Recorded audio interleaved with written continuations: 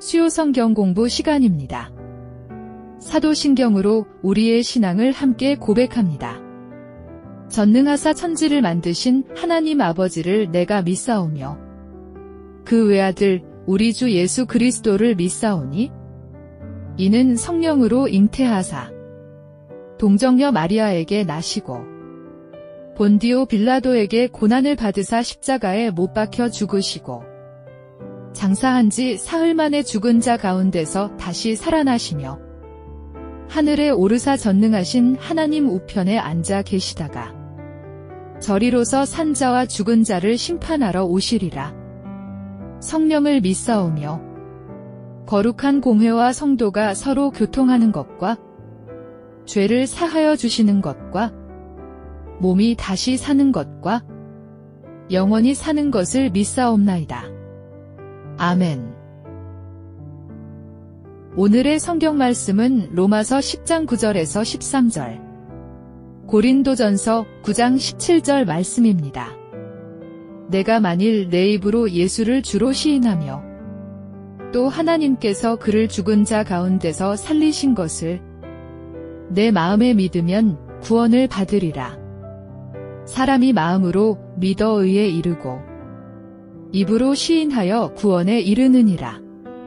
성경에 이르되 누구든지 그를 믿는 자는 부끄러움을 당하지 아니하리라 하니 유대인이나 헬라인이나 차별이 없음이라. 한 분이신 주께서 모든 사람의 주가 되사 그를 부르는 모든 사람에게 부요하시도다. 누구든지 주의 이름을 부르는 자는 구원을 받으리라. 내가 내 자의로 이것을 행하면 상을 얻으려니와 내가 자의로 아니한다 할지라도 나는 사명을 받았노라. 이는 오늘의 말씀입니다. 아멘. 네, 오늘은 기독교 교리 11번째 다른 거룩한 예전들에 대해서 함께 생각하는 시간입니다. 다른 거룩한 예전들은 제가 지난 시간에 말미에 잠깐 말씀드렸듯이 우리가 성례전, 개신교에서 정통교회에서 성례전 그러면 세례와 성만찬 이 두 가지를 공식적으로 인정하고 있지만 그 밖에 넓은 의미에서 성례전은 견신례와 또 죄의 고백 그리고 병자를 치유하는 치유 또 죄의 고백 용서의 선언 이런 의미들과 또 결혼 또 하나님의 선교를 위해서 일하는 일꾼들을 위해서 기름 부음 받은 안수 이런 것들이 넓은 의미에서 성례전에 포함된다 이렇게 제가 말씀을 드렸죠. 우리 그 개신교 말고 이제 캐톨릭에서는 7대 성사라고 하는 것이 있습니다. 7가지 성사는 신자로서 꼭 해야 되는 의무와 같은 그런 것을 이야기합니다. 캐톨릭에서 이야기하는 그 성사라고 하는 개념은 하나님과 예수 그리스도와 만나는 신교의 상징으로 우리 사람들은 하나님은 느낄 수 없고 만날 수 없지만 이 성사를 통해서 그때그때 하나님의 은총을 경험하고 하나님의 사랑을 경험한다라고 이야기하면서 그 성사 하나하나에 굉장히 큰 의미를 가지고 있는데 사실 내용적으로 보면 우리하고 뭐 별반 다른 것은 없습니다. 근데 그 이제 캐톨릭에서는 그 전체를 7가지 성사라고 이렇게 크게 규정 지어서 이야기하고 있고요. 우리는 그 중에서 세례와 성만찬을 별도로 성례전적인 의미를 담고 있고 또 나머지 것들도 사실은 교회에서 다 행하고 있는 것들이죠. 캐톨릭에서 이야기하는 7대 성사라고 하는 것은 세례와 견진이라고 해갖고 세례 받기 전에 그 우리로 따지면 견신례와 같은 그런 의미인 것이죠. 어렸을 때 유아 세례를 받고 나서 나중에 이제 성인이 되어서 자기 신앙을 고백하는 그런 것. 그 다음에 거기서 우리는 성만찬이라고 하지만 캐톨릭에서는 성체를 모신다. 그래서 매 예배마다, 매 미사마다 이 성만찬을 진행을 합니다. 그래서 그 시간을 통해서 그리스도의 몸을 우리가 모심으로 인해서 거룩함을 다시 한번 체험하고 하나님의 은총과 사랑을 경험하는 귀한 시간이다라고 그들은 이야기하면서 매 미사마다 성체를 모시죠.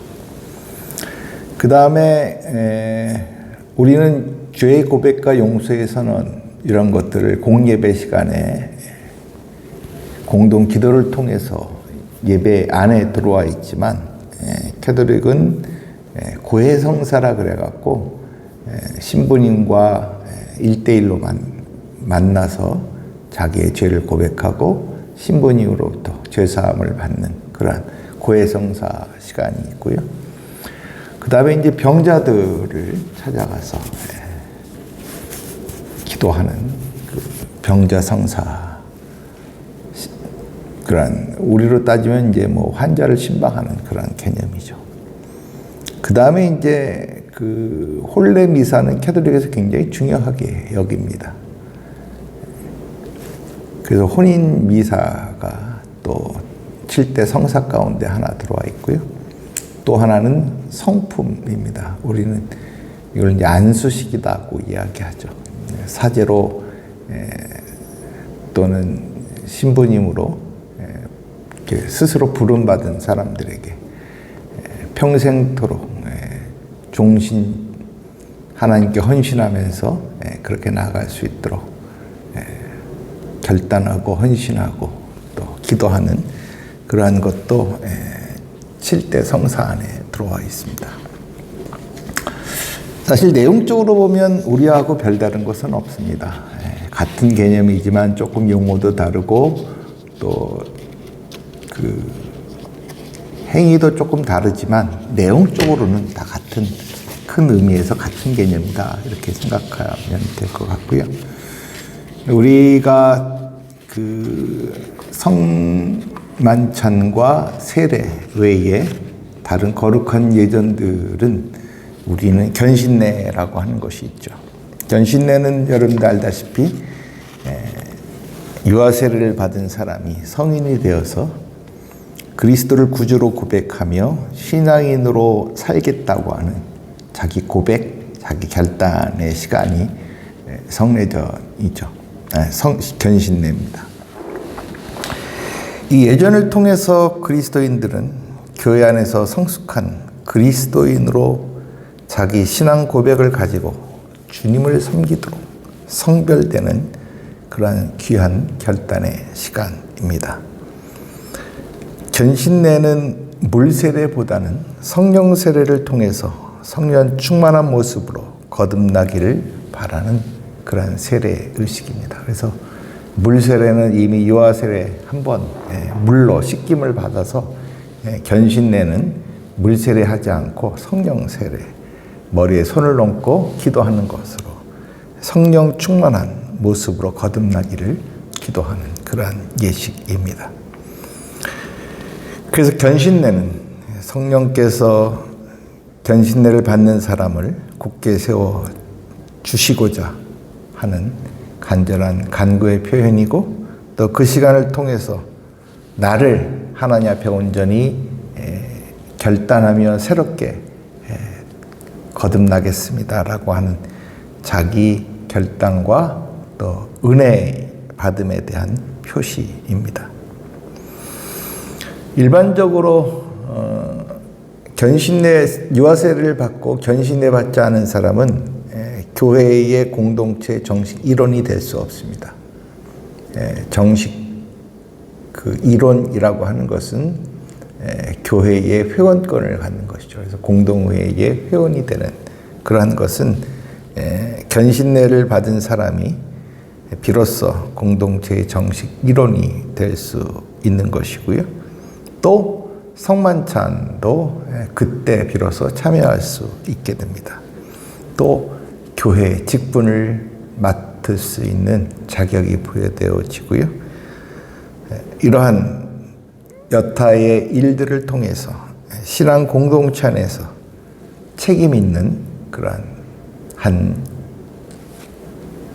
개체로서 살아가는 그러한 의미가 담겨져 있습니다. 그래서 견신례를 받았다라고 하는 것은 그만큼 책임 있는 신앙인으로 내가 부모로부터 신앙을 물려받아서 유아 세례를 받았지만 이제부터는 내 스스로 주체적으로 책임 있게 내 신앙을 갈구고 닦으면서 하나님 앞에 영광 돌리는 복된 삶으로 이어가겠습니다라고 하는 자기 고백과 또 거듭남 그런 것들을 상징적으로 나타내는 그런 의미가 그 안에 담겨져 있습니다.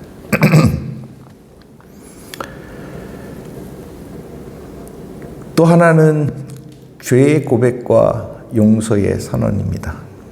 예수님께서는 복음서에 보면 병자들을 치유하시면서 그들의 죄를 용서하심으로 모든 치료의 행위를 마무리 짓는 것을 우리는 보게 됩니다. 부활하신 예수님께서 사도들에게 교회 안에서 용서의 능력과 사명을 부여해 주셨습니다. 성부 하나님께서 성자 그리스도를 통해서 교회 사도들에게 죄의 사죄와 또 용서할 수 있는 권한을 부여해 주었습니다. 그 이후에 교역이라고 하는 영역 중에서 죄의 용서를 선언하는 것은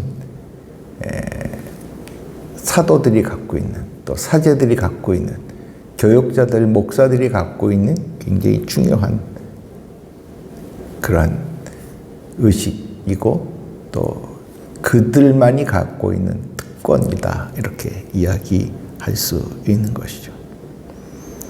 교역자가 성도들에게 또 교회가 세상을 향해서 죄의 용서를 선언할 때 그 효과는 극대화될 수 있는 것이고 또 중요한 것으로 나타나게 되는 것입니다.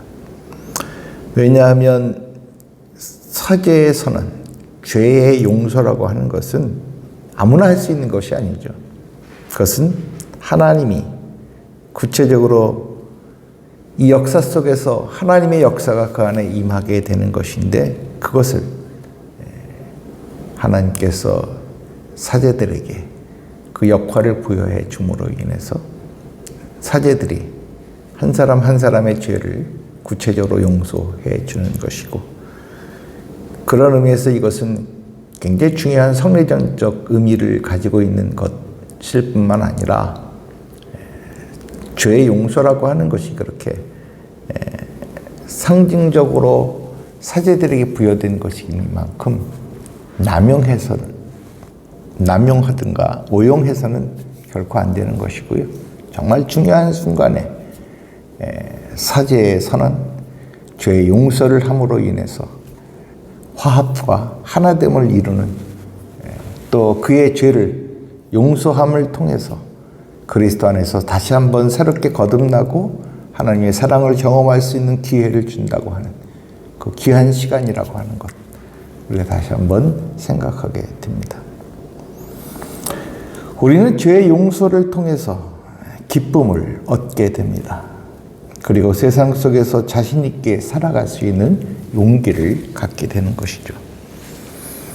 나의 죄가 용서받았다고 해서 모든 것이 끝나는 것은 아닙니다. 왜냐하면 우리는 부족하기 때문에 한 번 죄의 용서로서 모든 것이 다 해결될 수는 없는 것이고요. 우리는 끝없이 죄를 지을 수밖에 없는 부족한 인간들이기에 죄의 고백을 통해서 또 용서의 선을 통해서 계속해서 갱신되어지고 또 반복되어지면서 이러한 과정들을 통해서 우리의 신앙이 성숙되어지고 우리 모두가 성화의 삶으로, 성화의 과정으로 나가는 복된 시간이다라고 생각하면서 죄의 고백, 또 용서의 선언은 일회성이 아니라 날마다 우리 안에서 이루어져야 될 굉장히 중요한 의식이다라고 하는 것, 우리가 다시 한번 깊이 명심해야 되겠습니다. 또 예수님께서는 이 땅에 계시면서 많은 아픈 병자들을 고쳐주셨습니다. 이 치유는 고난받는 이웃에 대한 그리스도의 사랑이며 병의 치유를 통해서 죄의 용서를 얻었음을 보여주는 확증이기도 했습니다. 죄와 질병은 같은 깊은 상관관계를 가지고 있습니다. 그래서 죄의 고백과 용서의 선언, 아픈 이들에게 행하는 안수는 넓은 의미에서 공통적인 치유의 사역 가운데 하나인 것이죠. 아픈 사람들의 병 치유를 위해서 기도하는 것은 육체적인 치유 사역이라고 한다면, 죄의 고백과 용서의 선언은 그의 마음, 그의 영혼을 돌보고 치유하는 그러한 사역이기 때문입니다. 교회 사명은 몸과 병에 대한 그리스도의 능력을 믿는 그 믿음을 우리는 신앙 고백을 통해서 나타냅니다. 그래서 교회는 하나님의 뜻이 아픈 사람에게 임해서 치유의 역사가 일어나기를 간절히 기도하며, 그 역할이 또한 교회가 갖고 있는 굉장히 중요한 사명 가운데 하나다라고 하는 것을 우리는 함께 생각하게 되는 것이고요.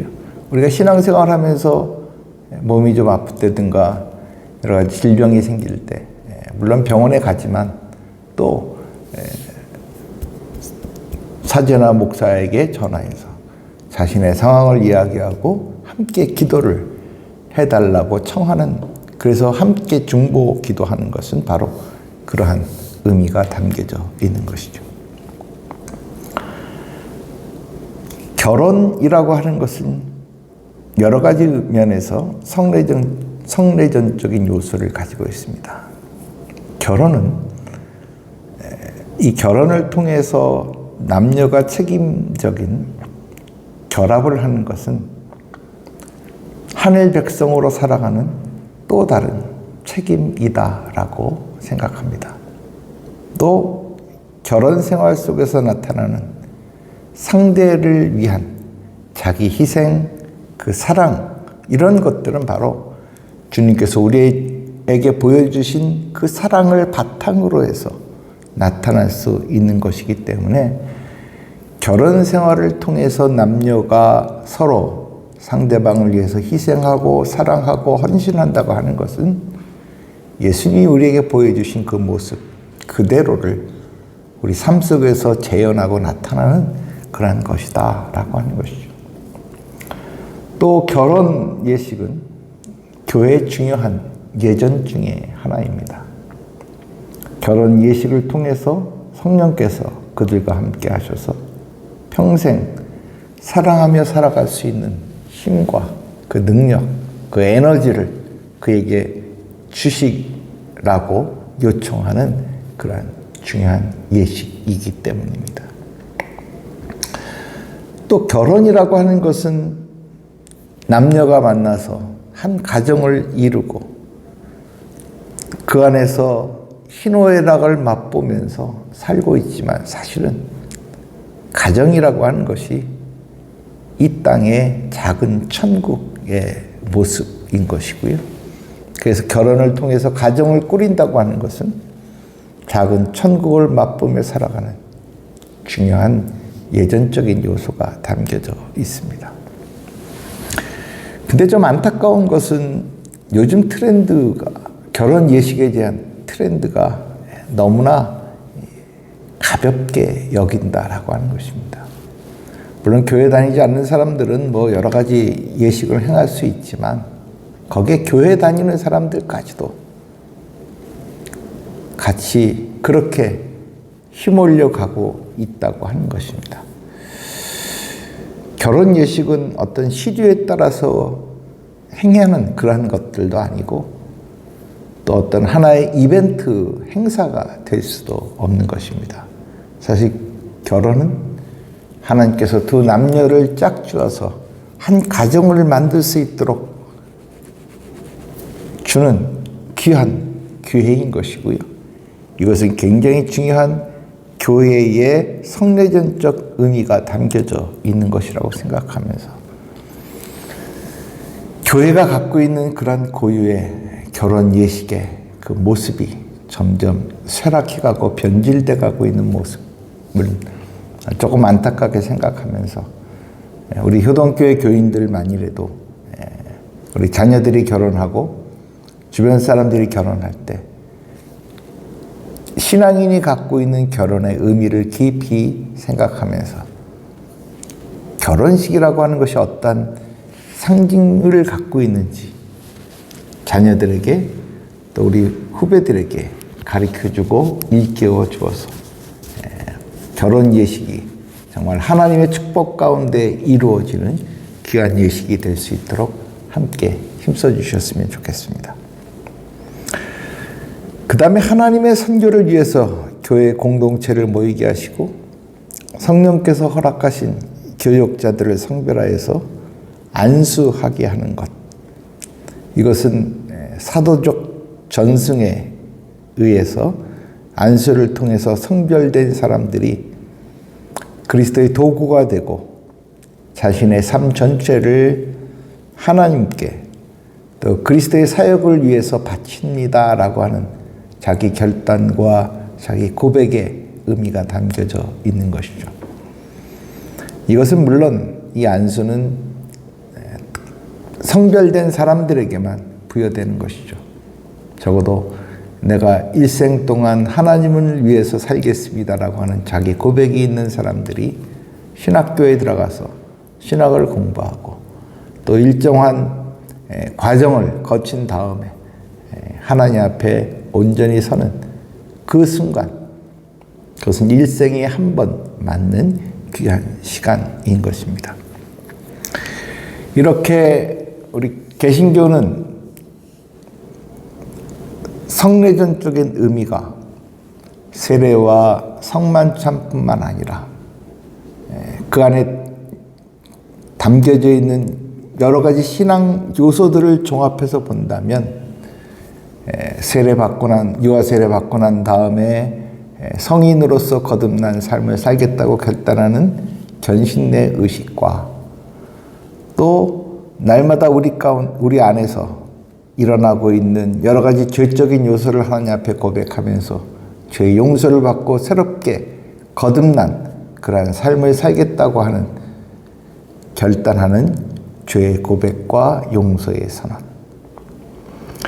그 다음에 환자들, 아픈 사람들에게 다가가서 그의 머리에 손을 얹고 기도하면서 하나님의 간절한 치유의 역사가 일어날 수 있도록 이끄시고 도와달라고 하는 기도가 있는 그러한 병자를 위한 기도, 또 혼례 예식, 또 안수, 성직자가 거듭나게 되는 그런 안수의 이러한 모든 것들이 다 성례전적인 요소를 가지고 있다라고 생각하고 카톨릭에서는 그 전체를 통틀어서 7가지 성사라고 이야기하고 있고 우리는 성례전 그러면 세례와 성만찬을 이야기하지만 오늘 제가 여러분께 소개하고 있는 그러한 다른 것들도 성례전적인 요소가 담겨져 있는 굉장히 중요한 하나하나의 의식이다라고 하는 것을 우리가 다시 한번 깨닫고 그때그때 그 예식에 임할 때마다 우리 마음속에 그러한 것들을 다시 한번 생각하면서 임하는 우리 모두가 되기를 간절히 바랍니다.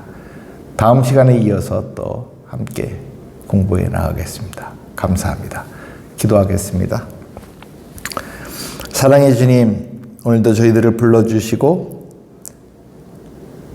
하나님의 말씀을 통하여서 또 교회 안에 여러 가지 예전적인 것에 대해서 함께 생각했습니다.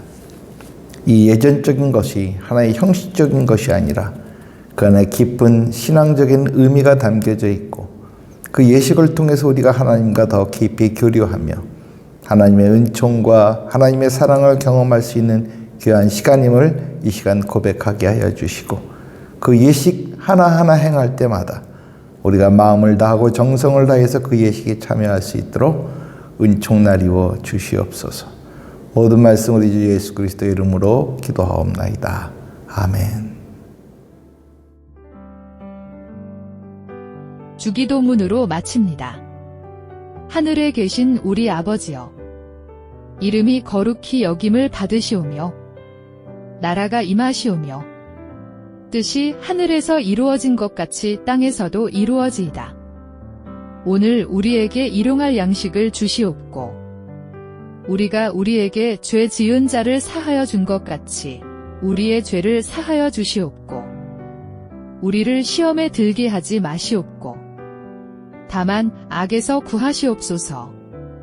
나라와 권세와 영광이 아버지께 영원히 있사옵나이다. 아멘.